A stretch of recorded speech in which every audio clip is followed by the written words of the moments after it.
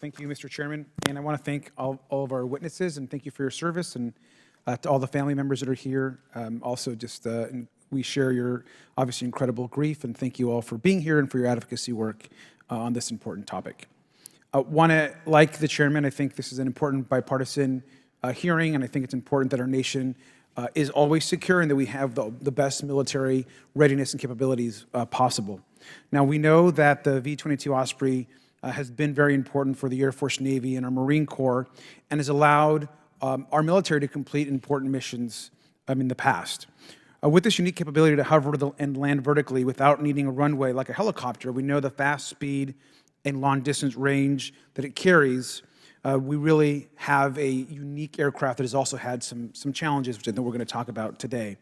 Now, the V-22 gives our troops important flexibility. This has been made clear by our military. And if you look at the Osprey's major accident rate, which is the actual data that the military uses to judge safety, we know that per flight hour over the past 10 years has been comparable to similar aircrafts.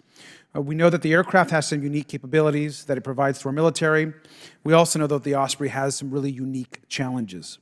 It's not surprising given how actually remarkable the tilt rotor technology is, which has been obviously the centerpiece of the capabilities of this aircraft. We know that when something goes wrong, the Osprey actually requires even greater pilot skill and experience to land safely. We also know that it has incredible speed, lift, and range. And when you think about delivering supplies to an aircraft carrier, we know how critical that work is and the important situations that can arise in all of our theaters. We know that the Osprey's complicated technology creates unique procurement and development challenges as well. The Osprey requires tens of thousands of parts for completion, made by many contractors and subcontractors. The Osprey has been delivered late and over budget. This is an all too familiar story, of course, when we talk oftentimes about the defense appropriation and acquisitions process. And we know that the concerns about the Osprey are real and they're not new. In its lifetime, we know that 16 Ospreys have actually been damaged beyond repair in accidents, and 62 service members have tragically lost their lives. Now, it is our responsibility to protect every person that serves our country. Congress has to hold both the Pentagon and our defense industry accountable. And so I look forward to the critical challenges that we can discuss. And I know that our witnesses are also very much interested in solutions and having honest and important conversations.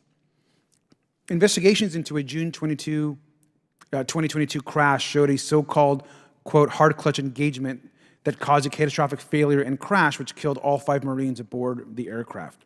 In 2023, 2 more Ospreys crashed last August in Australia, killing 3 Marines.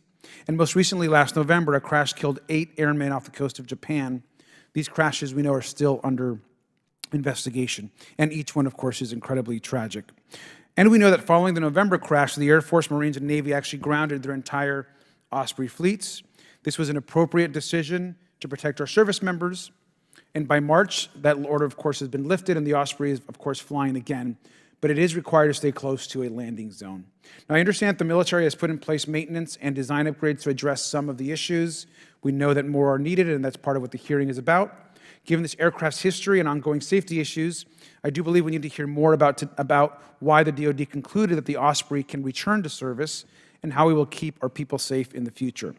I appreciate Chairman Grothman calling this hearing, and I hope we can work in a bipartisan way to ensure the highest degree of protection for our armed forces. Only through continued congressional oversight can we protect the men and women who have chosen to serve our country.